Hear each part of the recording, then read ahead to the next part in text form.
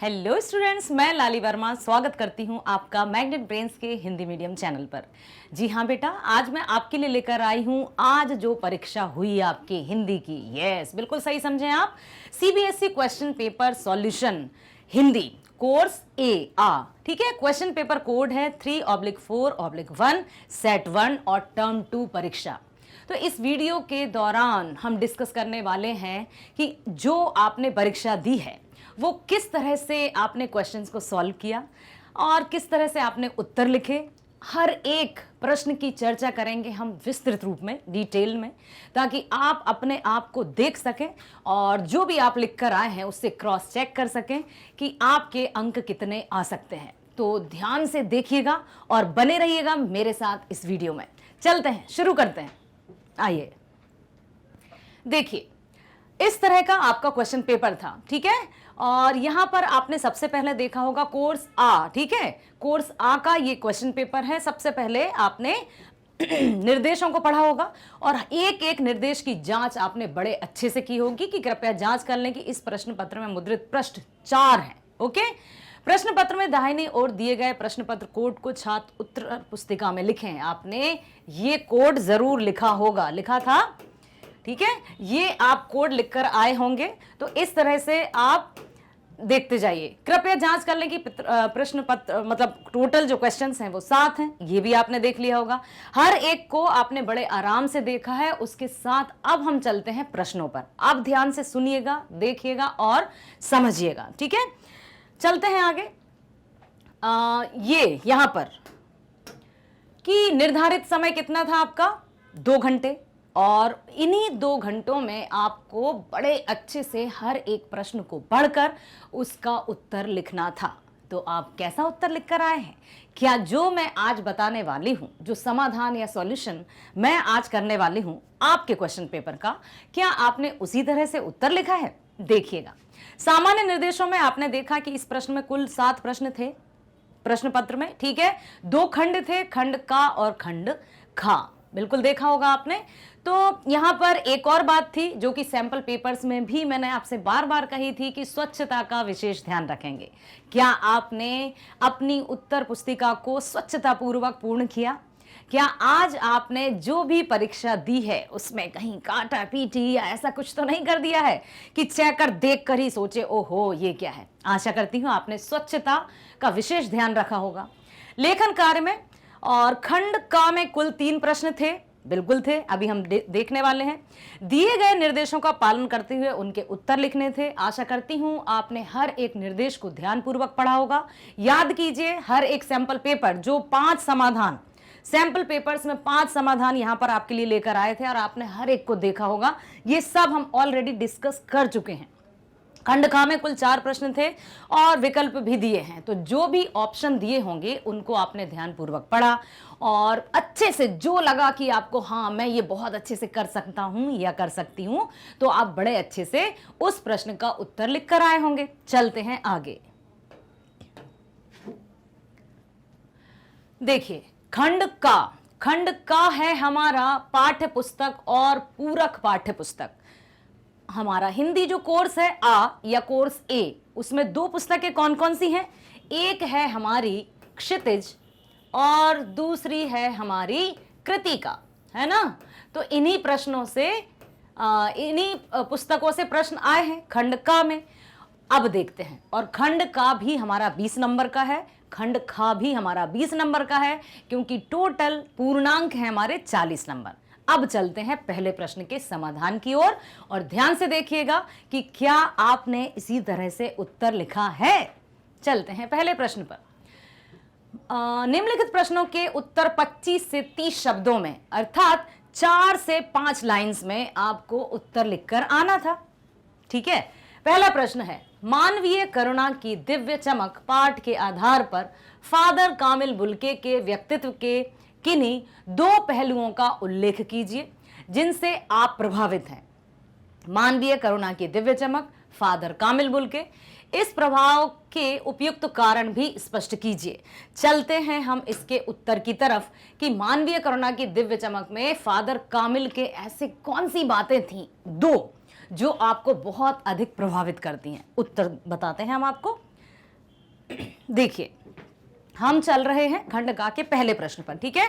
तो आपने इस तरह से उत्तर लिखा होगा, पहले आपने इस तरह से उत्तर लिखा होगा, और बात हम कर रहे हैं खंड का की, ठीक है, खंड का की।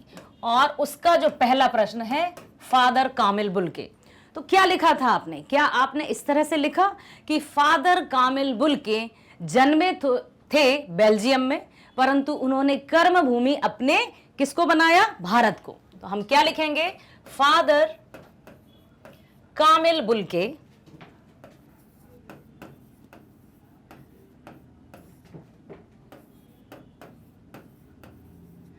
जन्मे तो थे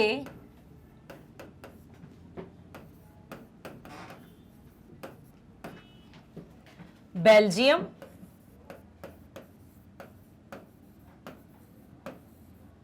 में, परंतु उन्होंने अपनी कर्म भूमि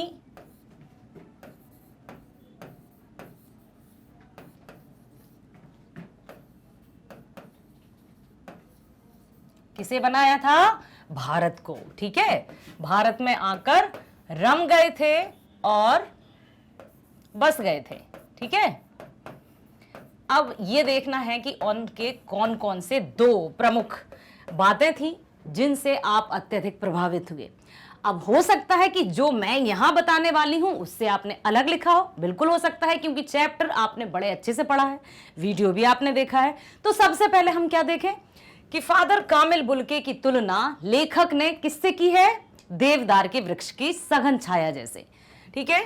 लेखक ने फादर की तुलना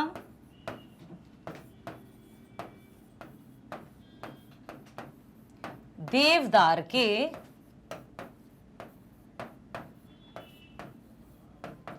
वृक्ष से की है।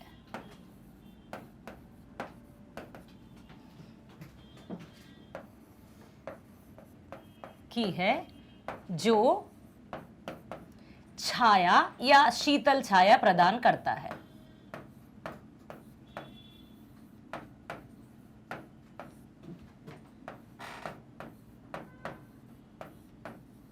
ठीक है। उनके मन में कौन कौन से भाव थे? उनके मन में कौन कौन से भाव थे? ठीक है, अभी मैं बताती हूं। देखिए,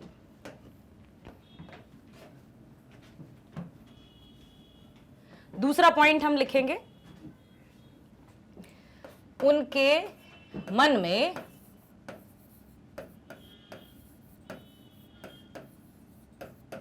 कौन कौन से भाव थे? दया, करुणा, वात्सल्य, ममता।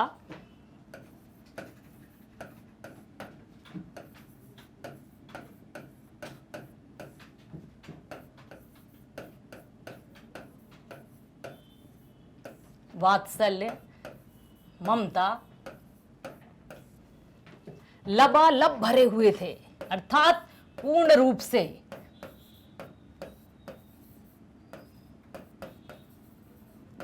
ठीक है। वे जिसके साथ भी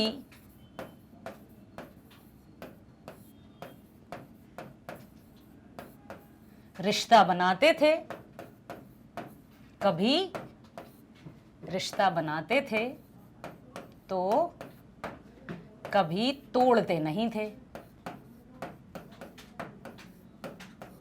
तोड़ते नहीं थे। संकल्प से सन्यासी थे, बस इतना लिखेंगे तो पहले का हो जाएगा। संकल्प से सन्यासी थे। ठीक है।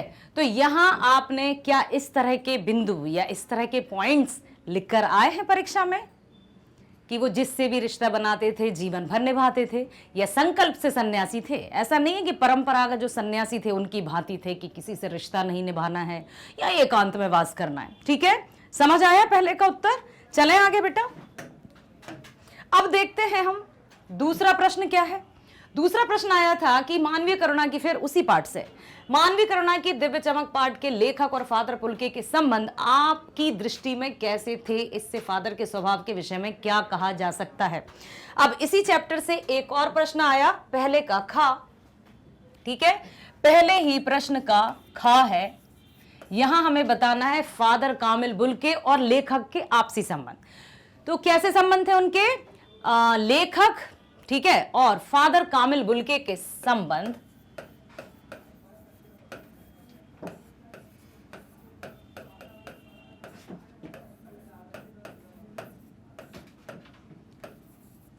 कामिल बुल्के के संबंध अत्यंत मधुर थे।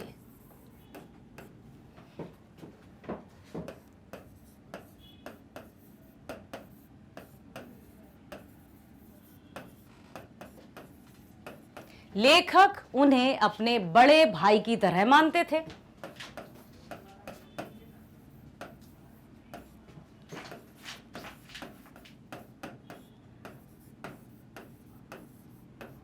अपने बड़े भाई की तरह मानते थे। तो फादर भी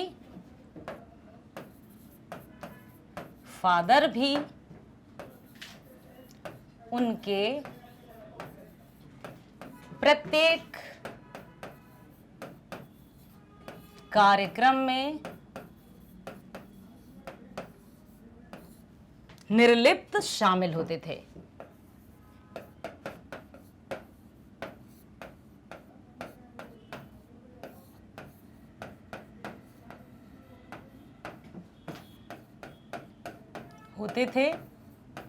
लेखक के बेटे के जन्म के समय फादर कामिल बुल्के ने ही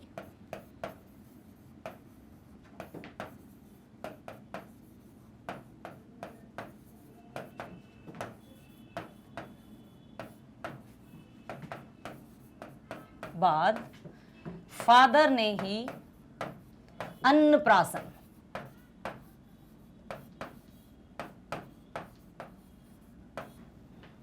करवाया था, ठीक है। जब भी फादर कहां आते थे? दिल्ली आते थे, तो लेखक से जरूर मिलते थे।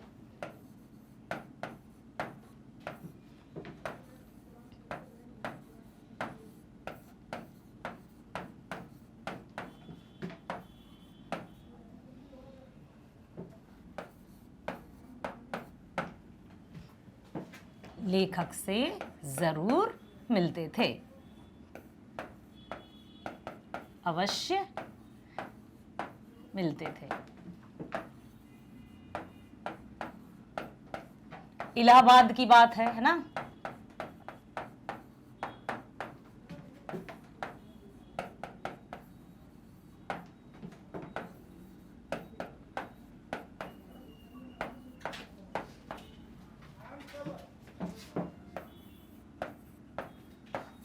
ओके बेटा, इस तरह से ये हो जाएगा लेखक और फादर कामिल बुल्के के आपसी संबंधों के उत्तर।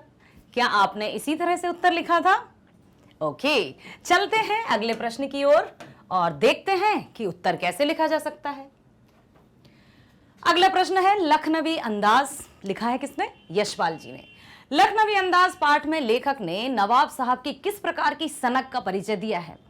ऐसी सनक के क्या क्या परिणाम हो सकते हैं, उदाहरण के साथ स्पष्ट करना है 2 नंबर का। लेकिन आप देखिए प्रश्न में कितनी बड़ी बात पूछी गई है कि सबसे पहले हमें बताना है कि लेखक ने नवाब साहब की किस प्रकार की सनक का परिचय दिया है। यहां पर ये पूछ रहे हैं प्रश्न में कि लेखक को कैसे लगा कि नवाब साहब थोड़े सनकी हैं। कौन सी सनक का परिचय दिया है बताइए।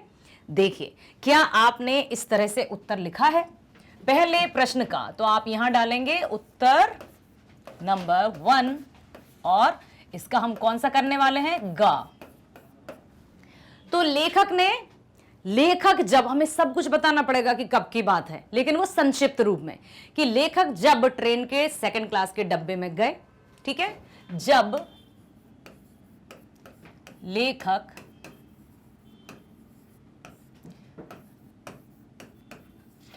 सेकंड क्लास के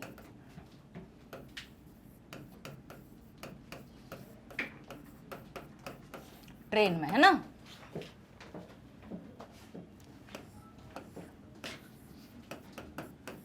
सवार हुए, तब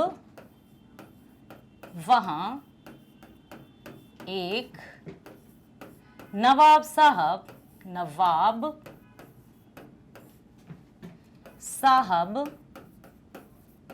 पालथी मारकर बैठे हुए थे, आराम से।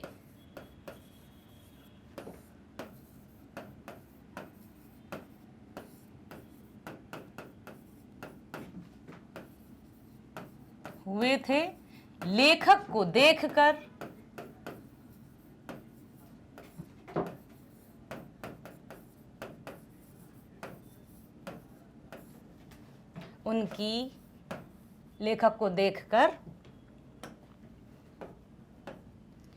उनकी नजरों में असंतोष का भाव दिखा।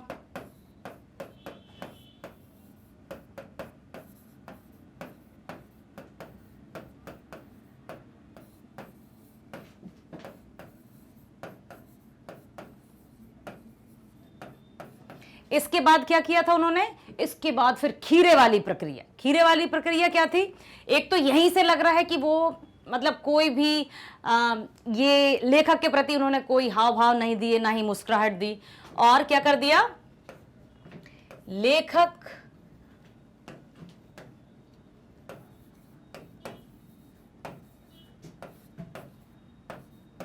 कोई बातचीत नहीं की,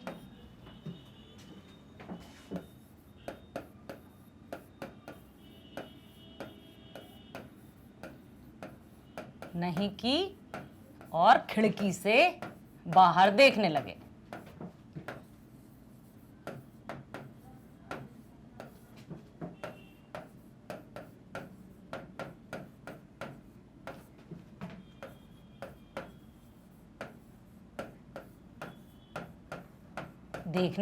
ठीक है, फिर क्या पूछा है प्रश्न में?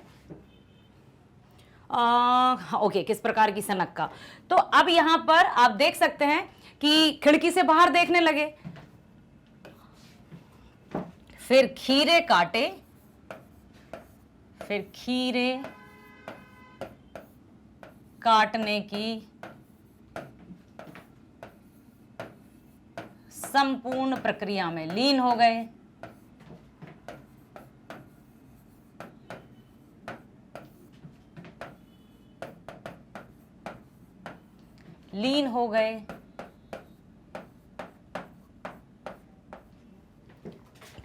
पूर्ण विराम लगेगा। लेखक से पूछा,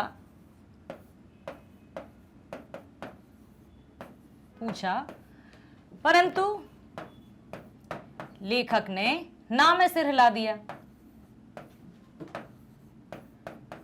मना कर दिया। ठीक है, जिससे नवाब साहब के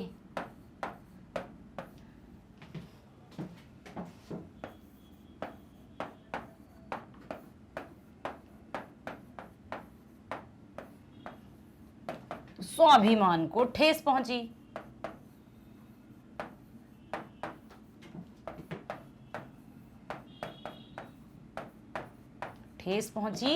और उन्होंने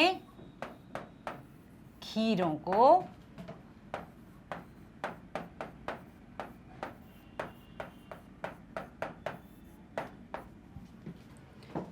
को क्या कर दिया था? खिड़की से बाहर फेंक दिया था। तो ये एक उनकी सनक थी। क्या इस तरह से आपने लिखा? यदि लिखा है तो बिल्कुल आपका सही जवाब है। ठीक है, चलते हैं अगले प्रश्न की ओर। लखनवी अंदाज पाठ के आधार पर बताइए कि नवाब साहब को खीरे खाने की तैयारी करते देख लेखक ने क्या सोचा। सेम बिल्कुल इसी की तरह क्या सोचा था उन्होंने, बताइए क्या सोचा था बेटा, कि ये कैसी सनक है, इतने आराम से काटा, खीरे काटे, जीरा मिला, नमक मिर्च बुरका और रसास्वादन से आंखों में और मतलब मुंह में पानी आ गया, परंतु खीरे की फाकों को एक एक करके सूंघते गए और ट्रेन के डब्बे से बाहर फेंकते गए खिड़की से।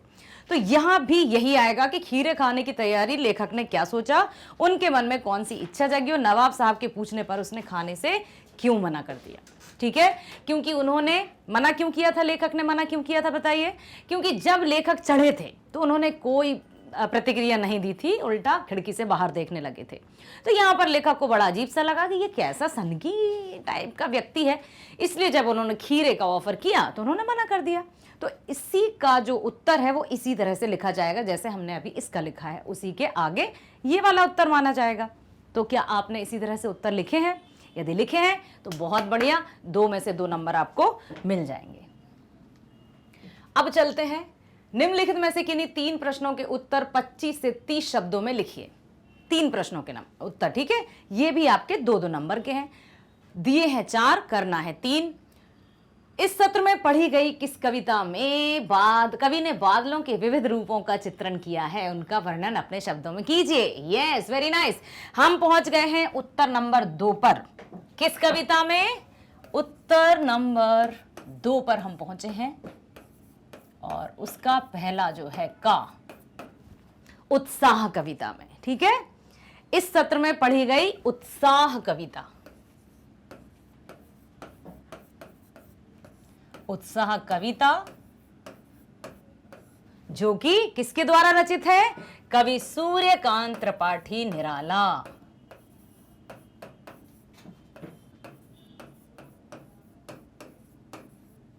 क्या आपने इस तरह से स्टार्ट किया आंसर? क्या आपने इस तरह से स्टार्ट किया था आंसर कि इस सत्र में हमने उत्साह कविता पढ़ी जिसमें बादलों का वर्णन था और वो जो कवि हैं वो हैं सूर्यकांत त्रिपाठी निराला। ठीक है, और क्या पूछा है उस प्रश्न में कि उनका इस सत्र में दी गई उनका वर्णन अपने शब्दों में लिखना है। तो बादलों को कवि ने क्या बताया है? क्या? क्रांतिकारी के रूप में। तो यहां पर आप पॉइंट में उत्तर लिख सकते हैं कि बादलों का वर्णन यहां पर कैसे किया है बेटा? क्रांतिकारी के रूप में।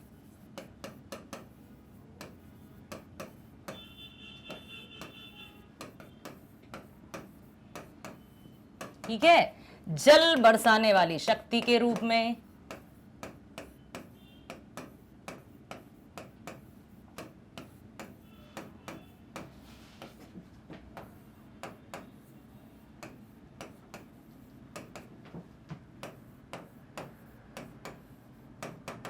जन जन की आकांक्षाओं को पूरा करने वाले के रूप में,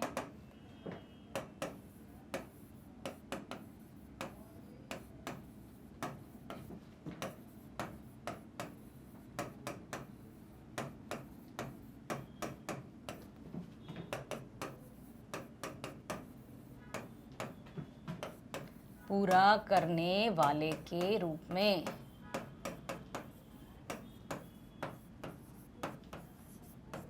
ठीक है, और क्या? पीड़ा हरने वाले के रूप में, 4th पॉइंट।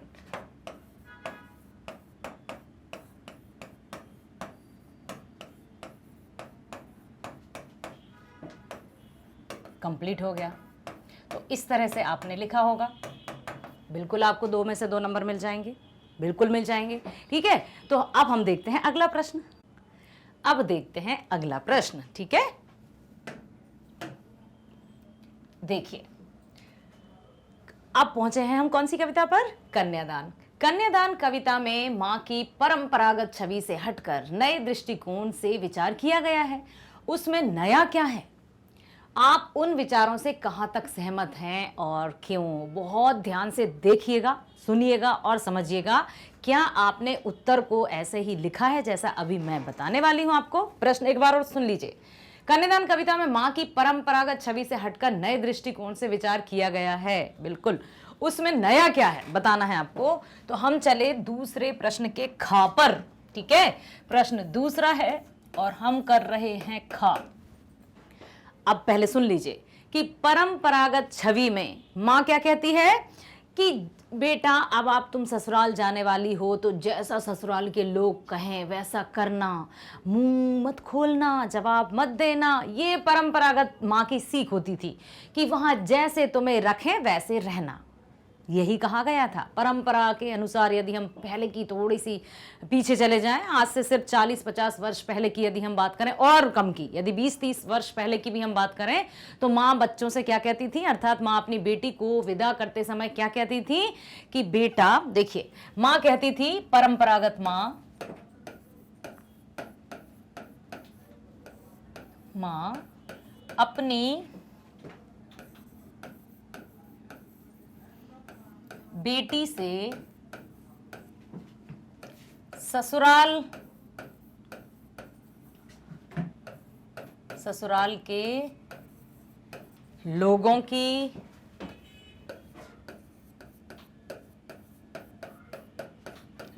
की सेवा करने का कहती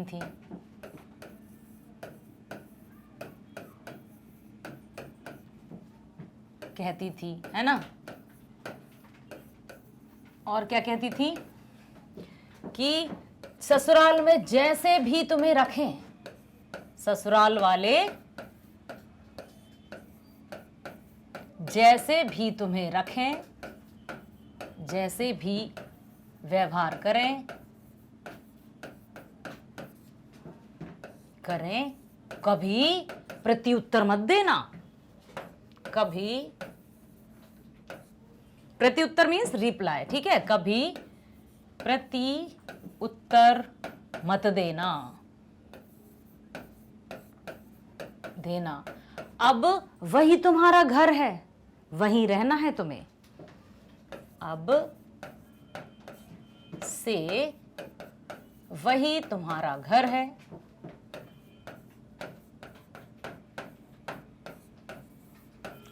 ठीक है, ये कहती थी कौन, परंपरागत मां। लेकिन अब आज में क्या कहा गया है, आज की मां ने क्या सीख दी कि लड़की हो पर लड़की की तरह दिखाई मत देना, पानी में झांक कर अपने चेहरे पर मत रीझना। आग रोटियां सेकने के लिए है, जलने के लिए नहीं।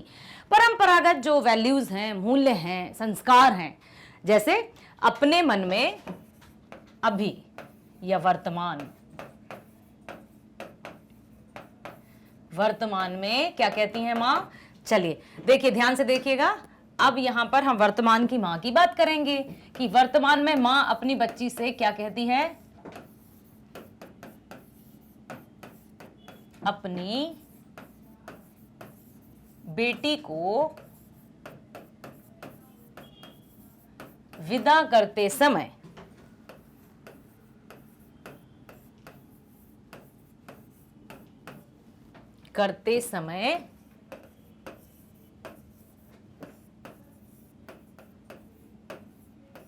कहती है कि अपने ऊपर हो रहे अत्याचारों को सिर झुकाकर मत सहना, या अपने ऊपर जो भी अत्याचार हो उनके सामने झुकना नहीं, कि अपने प्रति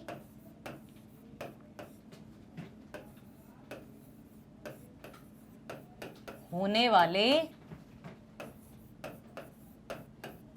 अत्याचारों के समक्ष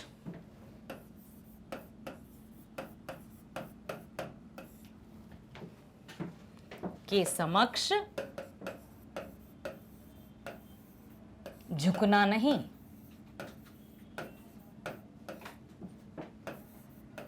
बल्कि उनका सामना करना।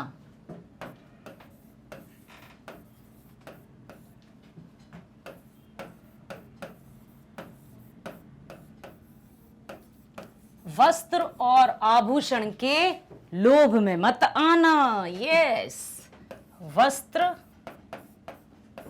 और आभूषण के लोभ में मत आना। लोभ के स्थान पर आप लालच भी लिख सकते थे। मत आना। अपने आप को कमजोर मत समझना, स्वयं को कमजोर मत समझना।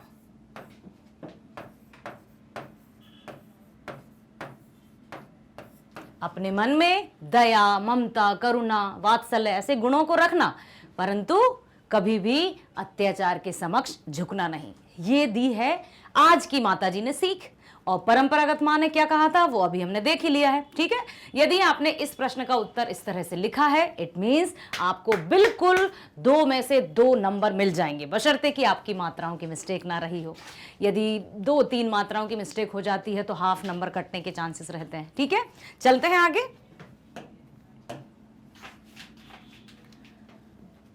अब यहां पर देखिए, अगला प्रश्न भी उसी कविता से है। आग के विषय में मां बेटी को क्या समझा रही है और क्यों? आग के संकेत से कविता किस सामाजिक बुराई की ओर इशारा करती है? समझ में आया कि आग के माध्यम से मां बेटी को क्या समझा रही है? आग रोटियां सेकने के लिए है, जलने के लिए नहीं, अर्थात स्वयं को कभी नुकसान मत पहुंचाना। आग के संकेत से कविता किस सामाजिक बुराई की ओर? दहेज प्रथा की ओर। ठीक है, यदि हम थोड़े समय पहले की बात करें तो समाज में दहेज प्रथा जैसी, हम चल रहे हैं अब गा पर, दूसरे के गा पर। ठीक है, दूसरा प्रश्न है गा। समाज में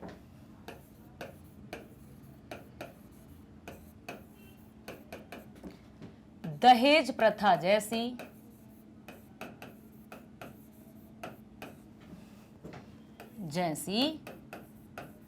कुरीतियां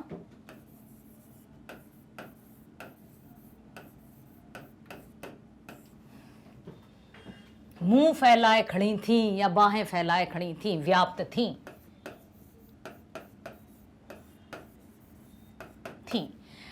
दहेज ना देने पर ससुराल वाले बहू को जला देते थे। माता पिता द्वारा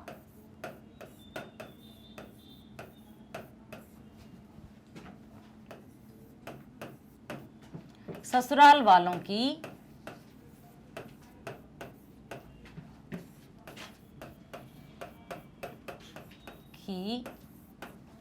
मांग पूरी ना होने पर, डिमांड है ना, मांग पूरी ना होने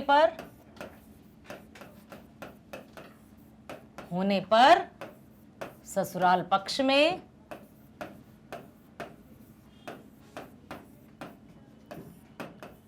पक्ष के लोग नवविवाहिता मीन्स बहू, लड़की, पक्ष के लोग नवविवाहिता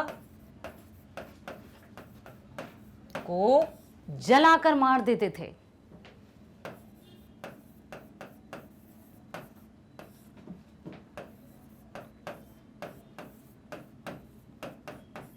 और ये अतिशयोक्ति नहीं है, ये सच्चाई है, समाज में ऐसा होता था। और क्या पूछा है उसी प्रश्न में कि कौन सी सामाजिक बुराई? समझ में आया, दहेज प्रथा। यहां पर क्या समझा रही है और क्यों? क्योंकि मां ने यही कहा है कि आग रोटियां सेकने के लिए है प्रस्तुत कविता में। अब हम लिखेंगे, ये तो हमने सामाजिक बुराई का वर्णन कर दिया, कौन सी? दहेज प्रथा। ठीक है, अब मां प्रस्तुत कविता में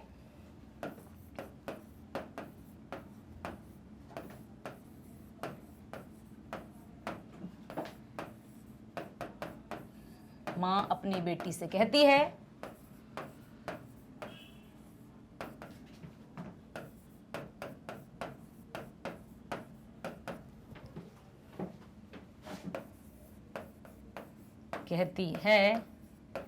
कि कभी स्वयं को नुकसान मत पहुंचाना।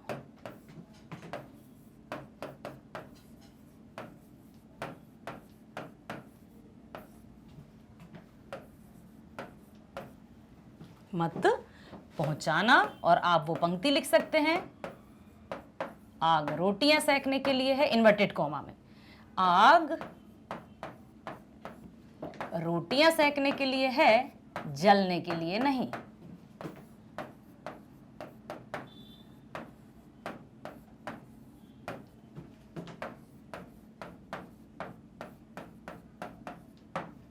है, जलने के लिए नहीं। आपका उत्तर पूरा हो जाएगा और आपको 2 में से 2 नंबर मिल जाएंगे यदि आपने ऐसा लिखा है। क्या आपने ऐसा लिखा था? यदि लिखा था तो डरने की कोई बात नहीं है। यदि थोड़ा सा यहाँ वहाँ हुआ हो, क्योंकि समझ का अंतर होता है, तब भी बस प्रश्न में जो पूछा गया है उसका आपको उत्तर लिखना है, तो आपको नंबर जरूर मिलेंगे। कहीं यदि मात्राओं की मिस्टेक हुई या फिर आपने काटा पीटी कर दी, मान लो ये काट दिया, फिर यहाँ ऐसे कर दिया और फिर यहाँ भी कर दिया और फिर दूसरी, कैसा लगने लगता है ना, यहाँ भी ये कट कर दिया, ऐसा नहीं करना है। यदि ऐसा हुआ है तो फिर नंबर भी कट जाएंगे, क्योंकि आपने काटा है तो नंबर कटेंगे। सिंपल सी बात है। चलते हैं आगे। प्रकृति के सौंदर्य का जो चित्र अट नहीं रही है कविता उपस्थित करती है, उसे अपने शब्दों में लिखिए। सबसे पहले तो आपको यह देखना है कि अट नहीं रही है कविता किस पाठ की है, कवि कौन है। अट नहीं रही है कविता निराला जी द्वारा रचित, सूर्यकांत त्रिपाठी द्वारा रचित कविता है, जिसमें कवि ने कब का वर्णन किया है? फागुन की सुंदरता का, वसंत ऋतु का। तो यहां से आप शुरू करेंगे, ठीक है। कि अब पहले तो आप उत्तर को बहुत अच्छे से लिखेंगे कि दूसरे का घा, दूसरा प्रश्न है और प्रश्न कौन सा था अपना? दूसरा। तो अपन उत्तर डालेंगे दूसरा, ठीक है। इसका कौन सा है? घा। आप लिखेंगे प्रस्तुत पंक्तियां या प्रस्तुत कविता अट नहीं रही है, प्रस्तुत कविता। और जब भी हम कविता लिखें या किसी पाठ का नाम लिखेंगे तो बिल्कुल इन्वर्टेड कॉमा में लिखेंगे, अट नहीं रही है। किसके द्वारा रचित है? कवि सूर्यकांत त्रिपाठी निराला, या आप अकेला निराला जी भी लिख सकते हैं। और यदि आपने कवि का नाम नहीं लिखा है तब भी डरने की बात नहीं है। आप यदि लिख देंगे ना कि प्रस्तुत कविता में फागुन के सौंदर्य का वर्णन किया है, तब भी नंबर नहीं आपके डिडक्ट होंगे। यदि आपने लिख दिया कि कवि निराला जी द्वारा रचित, तो सोने पर सुहागा हो जाएगा, ठीक है। त्रिपाठी निराला जी द्वारा रचित है।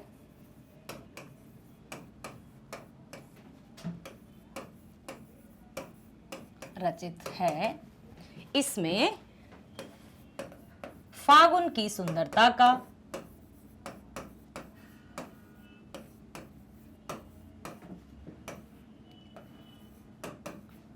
सुंदरता, या आप लिख सकते हैं वसंत ऋतु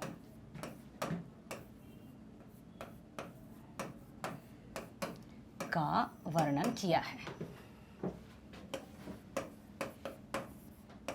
ठीक है। अब आप इसके आगे उसको और डिटेल लिख सकते हैं। बस ये क्लियर हो कि आपको पता है कि पंक्तियां कौन सी कविता की हैं, कविता में क्या वर्णन किया है। प्रकृति का सौंदर्य देखते ही बनता है। कवि ने फागुन के महीने का जो सौंदर्य है, जिसमें चारों तरफ रंग बिरंगे फूल खिल जाते हैं, प्रकृति मानो लक्ष्मी का रूप धारण कर लेती है, उसकी सुंदरता का वर्णन करते हुए कवि कहते हैं कि वे चाह कर भी अपनी आंख नहीं हटा पा रहे हैं। ये भी आप इसमें ऐड कर दीजिए, 2 नंबर आपको मिल जाएंगे। चलें आगे, चलो चलते हैं। यहां तक हो गया है हमारा। अब हम चलते हैं तीसरे प्रश्न पर, और हम आ गए हैं कहां पर? अपनी पूरक पाठ्य पुस्तिका कृतिका के प्रश्न उत्तर पर, ठीक है। जो कि 3-3 नंबर के प्रश्न है। 3 नंबर हैं, आपको 2 करना है, लेकिन यहां मैं तीनों का समाधान आपके लिए बताने वाली हूं, ताकि आप अच्छे से देखें कि किसने क्या किया है। निम्नलिखित में से 60 शब्दों में पहला है, वात्सल्य और ममता की आधार भूमि एक रहने पर भी माता पिता और बच्चों के संबंधों में तब से अब तक बहुत बदलाव हुए हैं। माता का अंचल पाठ के आधार पर 100 उदाहरण स्पष्ट कीजिए। मतलब उदाहरण सहित हमें बताना है कि पहले आप देखिए कि जो माता पिता के और बच्चों के जो संबंध थे, वो पहले और आज में क्या अंतर आए हैं, ये बताना है आपको, ठीक है। चलें स्टार्ट करें बेटा। तीसरे का क। अब हम पहुंचे हैं उत्तर तीसरे पर और उसका क। माता का अंचल, यहीं से हम स्टार्ट करेंगे। लिखा किसने है? शिवपूजन सहाय जी ने। यदि नाम याद है तो लिख दीजिए, शिवपूजन सहाय जी द्वारा रचित पाठ माता का अंचल, ठीक है। माता का अंचल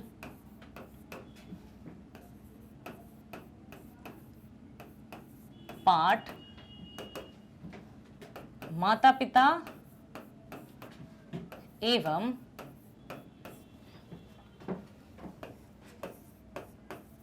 बच्चों के प्रेम को दर्शाता है।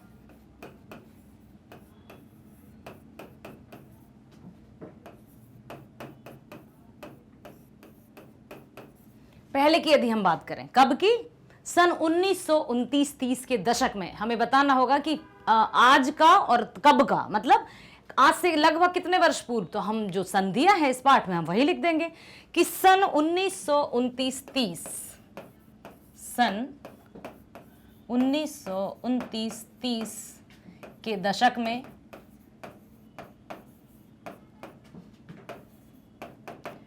ग्रामीण संस्कृति काफी अलग थी।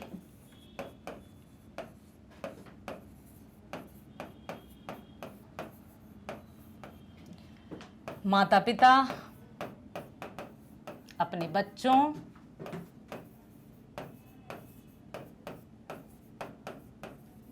के साथ खेला करते थे, के साथ अधिक समय बिताया करते थे।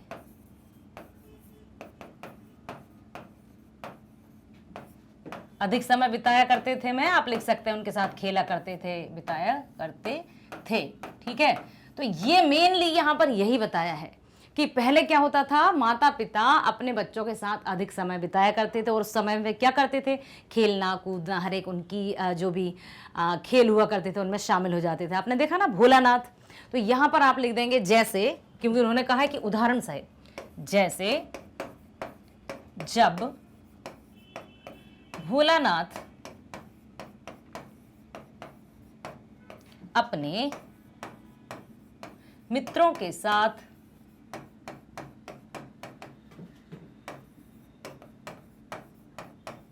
खेल खेला करते थे, खेल खेला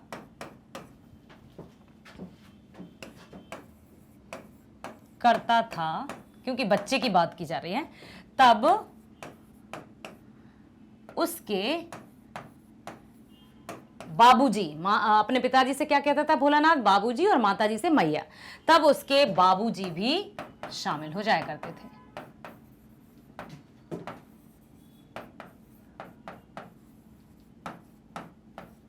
हो जाया करते थे।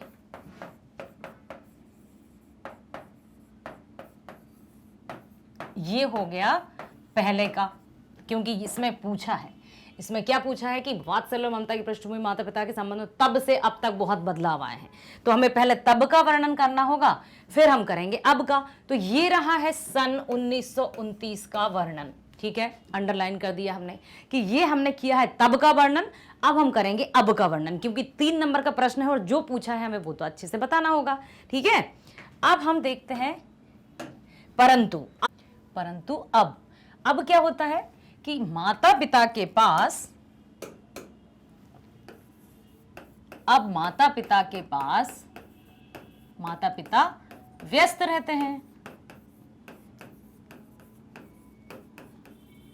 ठीक है, और इसी को हम आगे लिख देंगे कि व्यस्तता के कारण अपने बच्चों को अधिक समय नहीं दे पाते हैं, परंतु इसका अर्थ ये नहीं कि माता पिता अपने बच्चों का ख्याल नहीं रखते। समय की व्यस्तता है, उन्हीं के लिए तो सब कुछ करते हैं, अर्थात माता पिता आपके लिए तो सारा कार्य करते हैं। इस तरह से हम ये वाला उत्तर लिख देंगे। अब चलते हैं हम अगले प्रश्न पर।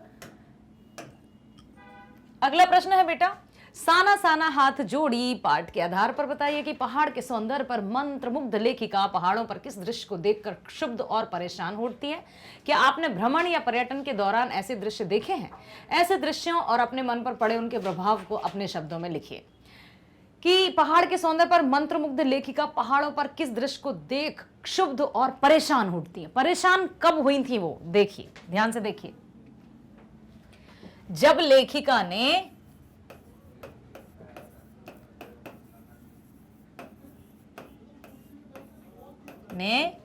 वहां की स्त्रियों को अपने छोटे छोटे बच्चों को, छोटे छोटे बच्चों को पीठ पर बांधकर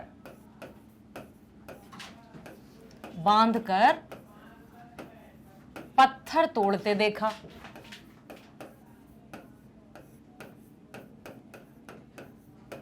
पत्थर तोड़ते देखा, ये एक तो ये था। और एक क्या था, जब उन्होंने क्या देखा था बेटा, और क्या देखा था, बच्चों को स्कूल 7-8 वर्ष के बच्चों को, या छोटे छोटे 6-7 वर्ष के बच्चों को, 7-8 वर्ष के बच्चों को पहाड़ी पर चढ़ाई करके स्कूल जाते देखा।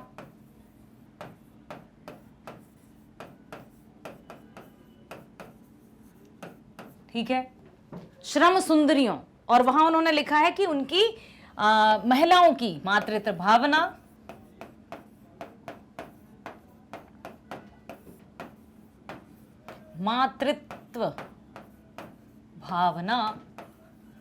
और श्रम साधना,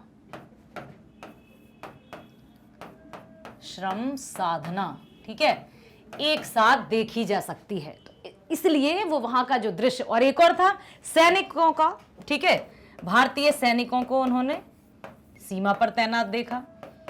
सैनिकों को -15 डिग्री पर भी, ठीक है, ऐसा डिग्री लिखा है वहां पर, डिग्री पर भी तैनात हुए देखा। तो ये सारे दृश्य लेखिका को अंदर तक झकझोर गए थे।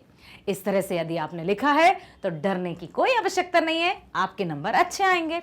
चलते हैं अगले प्रश्न की ओर। जॉर्ज पंचम की नाग पाठ के आधार पर बताइए कि रानी के आगमन पर राजधानी में क्या क्या तैयारियां हो रही थी। इस तैयारी के बदलाव के पीछे भारतीय प्रशासन की कौन सी मानसिकता थी, इसे देख आपको क्या अनुभव होता है, बताइए। रानी के आने पर, अच्छे से लिख देती हूं, रानी एलिजाबेथ लिखा ही है प्रश्न में, तो आप नाम भी लिख दीजिएगा। रानी के आगमन पर दिल्ली को दुल्हन की तरह सजाया गया। दिल्ली को दुल्हन की तरह सजाया गया। ठीक है, ओके। ये जो उत्तर है हम वो लिख रहे हैं तीसरे का गा, ठीक है। और क्या हुआ, वहां के सभी रास्तों को और ट्रैफिक पुलिस का इंतजाम किया गया, सभी हर एक जगह को इतना पैसे की बर्बादी की गई। और जब देखा कि दिल्ली के इंडिया गेट पर जॉर्ज पंचम की जो मूर्ति है वो तो उसकी नाक तो कटी हुई है, तो उसकी मूर्ति की नाक लगवाने के लिए भी हड़कंप मच गया। एक मूर्तिकार को बुलाया, उसने तरह तरह के झांसे में सरकारी तंत्र को फंसाया और पैसे ऐंठता रहा, और अंत में उसने जिंदा व्यक्ति की नाक भी लगा दी। इन शॉर्ट आप लिख सकते हैं, लिखा होगा यदि तो। अब बाद में क्या पूछा है कि कौन सी मानसिकता को दर्शाता है, गुलामी की मानसिकता, क्योंकि स्वतंत्र होने के बाद भी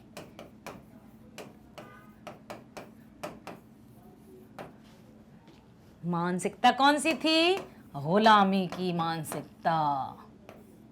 बस ये आपका उत्तर हो जाएगा। तो आपने अच्छे से डिटेल में लिखा होगा और आपको मिल जाएंगे उत्तर। चलते हैं अगले प्रश्न की ओर। हम पहुंच गए हैं खंड ख की तरफ। ध्यान से देखिएगा आप। दिए गए विषय में किसी एक विषय बिंदु के आधार पर, संकेत बिंदुओं के आधार पर लगभग 150 शब्दों में अनुच्छेद लिखना है। 5 नंबर का है। पहला प्रश्न है, कोरोना काल के सहयात्री। मैं बताती हूं कि आपने किस तरह से लिखा है। यहां मैं पूरा आपके लिए अनुच्छेद तो लिख नहीं पाऊंगी, है ना। आपको हिंट्स बताती हूं, टॉपिक मतलब बिंदु बताऊंगी, मुख्य बिंदु को किस तरह से आपने लिखना था। कोरोना महामारी का आरंभ और प्रसार कब से स्टार्ट हुआ था, आपको डेट बतानी है, और कहां से ये बीमारी फैली वो बतानी है। ठीक है। फिर गत 2 वर्षों में जीवन का स्वरूप कैसा रहा, जीवन का स्वरूप में एकदम बदलाव आ गया। तरह तरह की बातें, तरह तरह का जो था कि लोगों का जीवन अस्त व्यस्त हो गया। जीवन यात्रा में साथ देने वाले व्यक्ति और वस्तुएं, मतलब जो भी परेशानियों का सामना किया लोगों ने, उनमें किस तरह से लोगों ने साथ दिया। बहुत से तो साथ छोड़कर भी चले गए, लेकिन क्योंकि ये बीमारी ऐसी थी कि परिवार के सदस्य तक उस समय साथ में नहीं रह पाए, तो इसमें आपको ये लिखना है। ठीक है, चलते हैं दूसरे बिंदु पर। इसमें क्या है, पॉलीथीन थैलियों पर अनिवार्य प्रतिबंध क्यों लगाया जाता है। पहले हमें बताना पड़ेगा संकेत बिंदु क्या है बेटा। पॉलीथीन थैलियों का प्रचलन एवं प्रसार कितने भयंकर तरीके से या फिर कितने अधिक तादाद में पॉलीथीन का यूज होता है, ये आप भली भांति जानते हैं।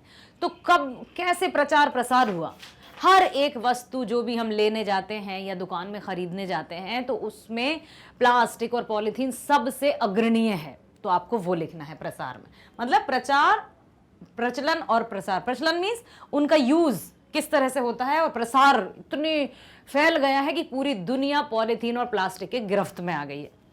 प्रतिबंध की आवश्यकता, अब प्रतिबंध मीन्स अब रोक लगाने की आवश्यकता है। क्या आपने रोक लगाने पर ऐसा कुछ लिखा कि पॉलीथीन और प्लास्टिक पर रोक लगानी चाहिए, क्योंकि इसकी आवश्यकता है, अन्यथा न केवल पशु पक्षी ही इससे हानि का सामना करेंगे, अपितु मनुष्य भी कर रहा है और आगे तो और हानिकारक प्रभाव पड़ेंगे। ठीक है, तीसरा है सरकार और आम आदमी के सहयोग। इसमें ना तो अकेली सरकार कुछ कर सकती है, ना कोई एक व्यक्ति कुछ कर सकता है। सरकार और सभी के सहयोग से इन पर रोक लगाना ही संभव हो पाएगा, अन्यथा हम बहुत मुश्किल में फंस सकते हैं। ठीक है, तीसरा पॉइंट है कृत्रिम बुद्धिमत्ता, आर्टिफिशियल इंटेलिजेंस का दौर। कृत्रिम बुद्धिमत्ता क्या है, मतलब आपको लिखना है कि क्या है आर्टिफिशियल इंटेलिजेंस, तो इसमें आपको परिभाषित करना है। दूसरा है वर्तमान में इसका प्रचार प्रसार अधिक कैसे, कब हम देखते हैं कि कहां कहां आर्टिफिशियल इंटेलिजेंस का उपयोग हो रहा है और किस तरह से उसका प्रचार प्रसार, मतलब कहां कहां बढ़ रहा है, क्या क्या इसके सही बात है या इसके दुष्परिणाम भी है ना, सब कुछ हमको लिखना है। इसके लाभ और खतरे, हमारे जीवन पर प्रभाव, सब कुछ लिखना है। हर एक बिंदु को शामिल करना है कि कब से इसका प्रचार हुआ, कैसे ये काम करती है, वर्तमान में इसका अधिक उपयोग कैसे हो रहा है, परंतु हम इसको धीरे धीरे कैसे रोकें, तो इसके लाभ क्या है और हानि क्या है, इसमें हमको ये लिखना है। और 3 में से आपको लिखना था 1। ठीक है, आगे चलते हैं। अगला प्रश्न है आपका नाम, हम पहुंच गए हैं 5वें प्रश्न पर। आपका नाम सना या सोहम है और आपने बीते 2 वर्षों में ऑनलाइन कक्षाओं के माध्यम से पढ़ाई की है। अपने मित्र को इस अनुभव की अच्छाइयों और सीमाओं से अवगत कराते हुए लगभग 120 शब्दों में पत्र लिखना है। पत्र कौन सा है, अनौपचारिक। ठीक है, अथवा आप जयपुर में रहने वाले चंद्र प्रकाश या चांदनी हैं और हाल में ही आपने नया घर बनवाया है, उसके लिए बिजली का कनेक्शन लेने के लिए बिजली विभाग के अधिकारी को एक अनुरोध पत्र लगभग 120 शब्दों में लिखिए। अनौपचारिक पत्र और औपचारिक पत्र। अब औपचारिक पत्र में क्या हमें लिखना है, देखिए मैं यहां से स्टार्ट करती हूं, आप देखिएगा कि पूछा है आपका नाम सना या सोहम है और आपने बीते 2 वर्षों में ऑनलाइन कक्षाओं के माध्यम से पढ़ाई की, अपने मित्र को इस अनुभव की अच्छाइयों। तो आप सबसे पहले स्टार्ट करेंगे परीक्षा भवन और बिल्कुल उत्तर नंबर आप लिख ही देंगे, 5वें का ए है। ठीक है, परीक्षा भवन 150 मैनपुरी दिल्ली, या कुछ भी काल्पनिक एड्रेस आपको लिखना है। ठीक है, ऐसे, और आप एड्रेस, इसके बाद आप दिनांक लिख दीजिए, दिनांक आप डाल सकते हैं। ठीक है, अब आपको लिखना है कि ऑनलाइन अपने मित्र को इस अनुभव की अच्छाई और सीमाओं से अवगत कराते हुए लगभग। अब आप स्टार्ट करेंगे, अब मैं चलती हूं अगले पेज पर, और आप स्टार्ट कैसे करेंगे, प्रिय मित्र,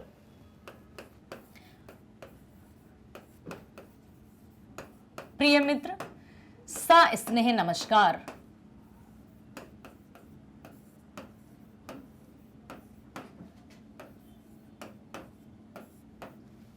आशा करती हूं यदि आप सुहानी या सोहम जो भी नाम दिया है,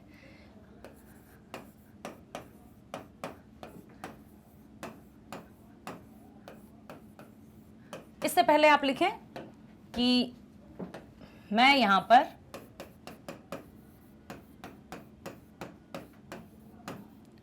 कुशलतापूर्वक हूँ। ठीक है, कुशलतापूर्वक हूँ और आशा करती हूँ कि आप भी अपने परिवार के साथ कुशलतापूर्वक होंगे। अब दिया है विषय, आपको पता है ना, विषय दिया है कि अनुभव की अच्छाइयों का। अब आपको बताना है कि मैं हर्ष के साथ ये तुम्हें बताना चाहती हूँ, हर्ष मीन्स खुशी के साथ मैं तुम्हें बताना चाहती हूँ कि ऑनलाइन परीक्षाओं में मैंने बहुत अच्छे से अपनी पढ़ाई की। मुझे ऑनलाइन कक्षाओं में भी उसी तरह से समझ में आया जैसे कि हम ऑफलाइन में पढ़ते हैं।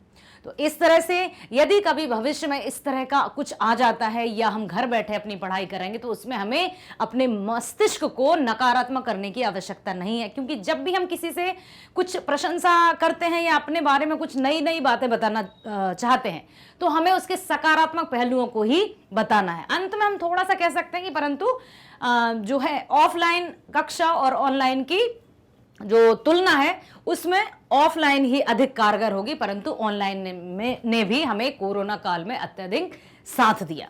फिर बस अंत में आप लिख देंगे अंकल जी और आंटी जी को या चाचा जी चाची जी को मेरा सादा नमस्कार और प्रिया को मेरा प्यार भरा स्नेह, बस हो जाएगा तुम्हारी मित्र ये।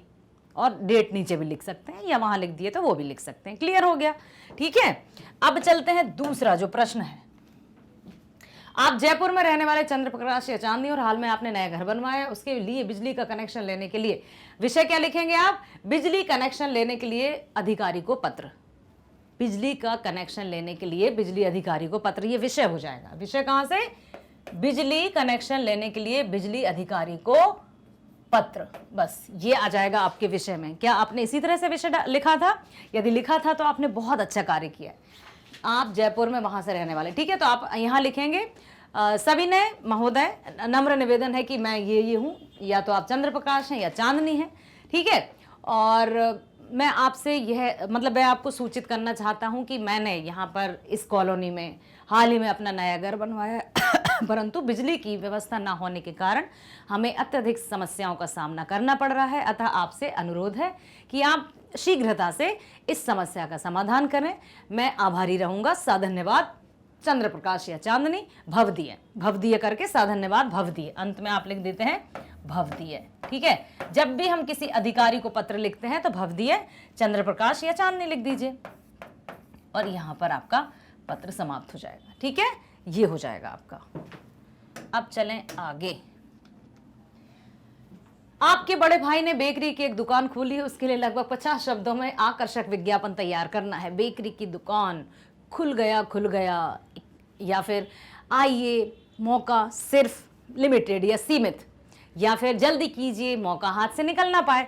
तो सबसे पहले तो आपकी जो आंसर शीट है उसमें आपने बनाया बॉक्स और उत्तर लिख दिया, उत्तर 6 का ए, ठीक है। विज्ञापन लेखन, आप ये भी लिखेंगे कि आप लिख क्या रहे हैं, विज्ञापन, ठीक है। यहां आप लिखेंगे कि बेकरी की एक दुकान खोली है, ओपनिंग है ना, ठीक है। तो अब आप लिख देंगे यहाँ पर कुछ आपने, हो सकता है आपने डायग्राम बना लिए हों जहाँ पर आपने केक वेक या कुछ इस तरह के अच्छे से बर्थडे मनाने वाला केक रख दिया हो, ठीक। और बेकरी के खुल गया और अच्छे से बनाया होगा, आई नो।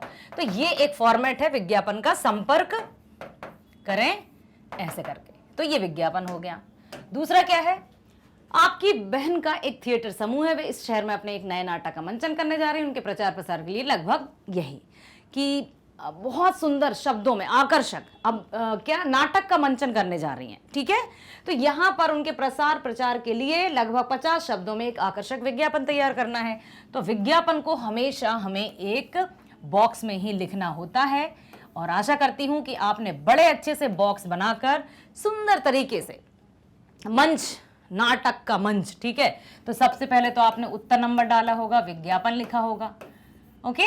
और यहाँ पर आपने नाटक का मंच, तो बिल्कुल इस तरह से आप कुछ नृत्यांगनाएं या फिर कुछ इस तरह से आप लिख दें या बना दें तो ये नाटकीय रूप हो जाएगा, ठीक है। कुछ भी चित्र बना दिए, ये मंच बना दीजिए यहाँ पर। और फिर आप लिखेंगे प्रथम आने वाले जो हैं, ठीक है, ग्राहकों के लिए इतने प्रतिशत की छूट, या फिर आप अंत में लिख देंगे संपर्क सूत्र। आई नो क्या होगा, आपने अच्छे से संपर्क सूत्र लिख देंगे, पता लिख देंगे, समय लिख देंगे और सारा आपका विज्ञापन रेडी हो जाएगा। ठीक। विदेश में रहने वाले अपने चाचा चाची को नव वर्ष की शुभकामना का संदेश लगभग 40 शब्दों में। अब संदेश भी आपको बॉक्स के अंदर ही लिखना था। शुभकामना संदेश, उत्तर लिखेंगे 7वें का ख। ठीक है, 7वें के ख पर हम पहुंच गए हैं, वो है आपका संदेश लेखन। तो अब आप यहां लिखेंगे शुभकामना संदेश।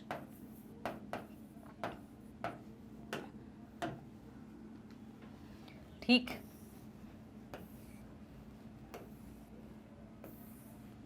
शुभकामना संदेश।